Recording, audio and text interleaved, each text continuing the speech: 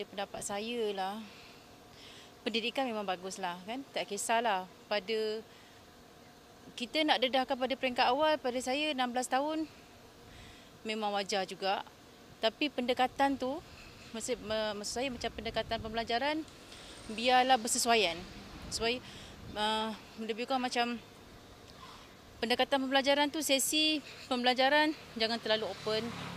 Subjek yang kita nak buka pada pelajar pun ada limitnya, ada batasnya. Kan macam itulah.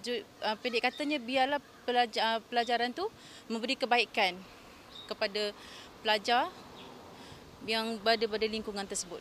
Kalau boleh lebih baik pada kedua-duanya, tapi kita adakan pada kelas yang berasingan. Kan pelajaran tu memanglah ikut kekangan masa kan pada cikgu, tapi terbaiknya macam itulah. Biar lelaki mungkin ada sudut lelaki yang berbeza, kita pisahkan.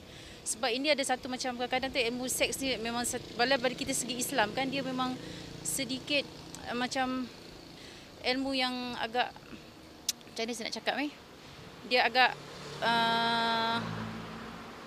macam sulit, benda sulit kan. Saya rasa tak setujulah. Sebab dalam Islam pun dia dah ajar daripada kecil lagi. Macam takhirah kan. Cara mencuci, cara macam mana nak handle, semua-semua. Kalau kita dah belajar agama daripada kecil sampai 16 tahun, dia dah tahu semua dah. Kalau betul-betul belajar lah. Jadi sebabnya dia tak ajar, tiba-tiba nak ajar seks dengan, tak tahulah apa benda yang dia nak ajar kan. Saya rasa saya tak setuju lah. Pendapat saya, kenapa lelaki sahaja? Bagi saya dua-duanya penting. Tapi isu untuk nak start dengan 16 tahun tu bagi saya perlu dikaji lebih baik lagi lah. Lebih teliti lagi. Pasal bagi saya benda tu sebenarnya daripada awal lagi dah boleh diajar.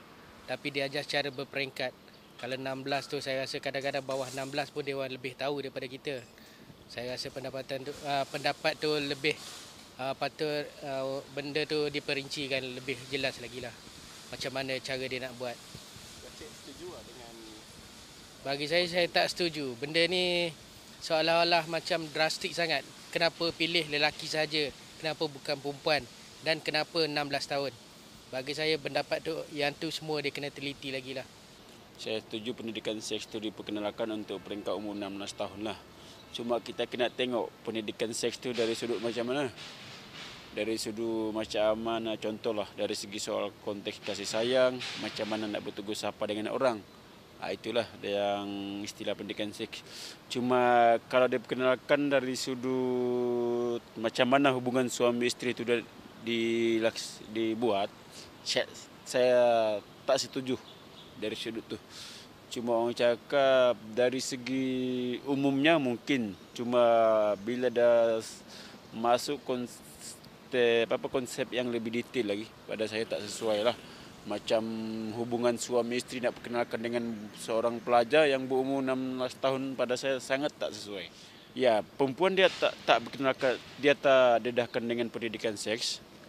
Lelaki dia perkenalkan boleh. Sebagai contoh, mungkin contohlah seorang lelaki yang berumur 16 tahun, dia pegang dia buat sesuatu yang tak elok untuk perempuan juga. Mungkin tafsiran seorang lelaki itu masuk dalam kategori pendidikan seks. Tapi bila perempuan pula yang tak didedahkan dengan pendidikan seks, dia tak tahu tu pun itu masuk dalam istilah seks.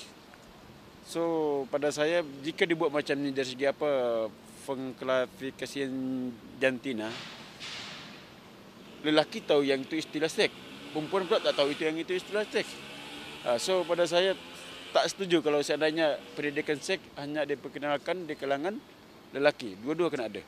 Aku rasa bagus lah. Sebab budak-budak sekarang ni memang kurang lah ilmu tentang tu kan. So kita kena open-minded sikit lah. Sekarang dah sampai masa dia. So Kak rasa memang perlu kan? Perlu. Tapi kita kena ada guidance dengan guideline yang betul lah. Perlu juga sebab anak-anak sekarang perlu dididik dari awal lagi. Kan?